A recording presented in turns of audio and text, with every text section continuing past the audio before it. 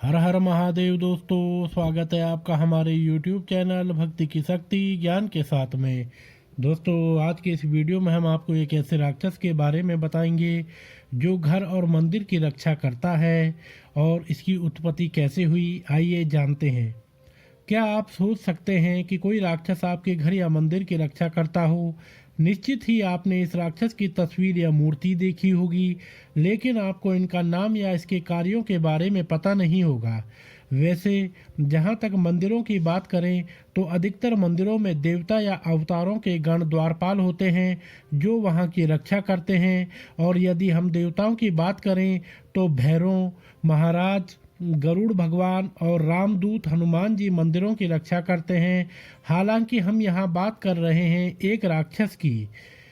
यह राक्षस ऐसा है जिसकी देवताओं की तरह पूजा होती है, क्योंकि यह घर और मंदिरों की रखवाली करता है, बशर्ते कि उनकी विधिवत रूप से स्थापना की गई हो।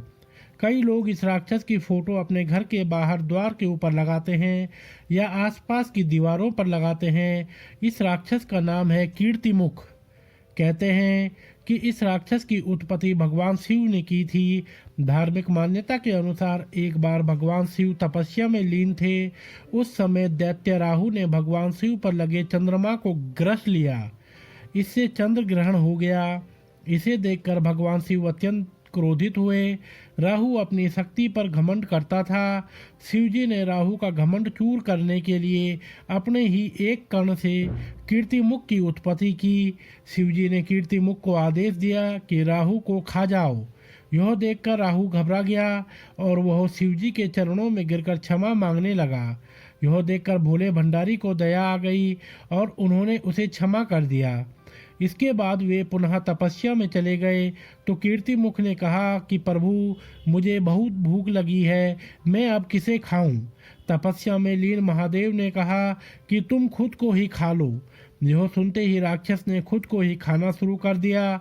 फिर जैसे ही महादेव का ध्यान टूटा तो उन्होंने देखा कि कीर्तिमुख अपने पूरे शरीर को खा गया है और अब सिर्फ हाथ और मुख ही बचा है।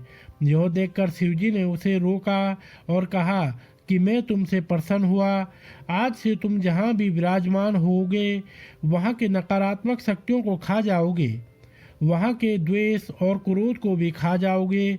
इसके बाद से ही कीर्तिमुख को देवताओं की तरह पूजा जाने लगा, जो कि घर और मंदिर के आसपास की नकारात्मक शक्तियों को खा जाता है। लोग उसके मुख को घर और मंदिर के बाहर स्थापित करते हैं। बहुत से भारतीय मंदिरों में मुख्य द्वार के ऊपर या गर्भगृह के द्वार पर धड़ रहित एक डरावना सिर आपको घूरता या मुस्कुराता हुआ नजर आएगा। यह कीर्तिमुख ही है। कुछ लोगों के अनुसार एक ऐसा व्यक्ति था जिसने योग शक्ति के बल पर कई शक्तियां हासिल कर ली थी और वह बाद में शिवजी का मजाक उड़ाने और अपमानित करने लगा था। उसे अपनी शक्तियों पर घमंड हो चला था। शिवजी ने क्रोध में आकर एक राक्षस बनाया और उसे इस योगी को खाने का आदेश दिया।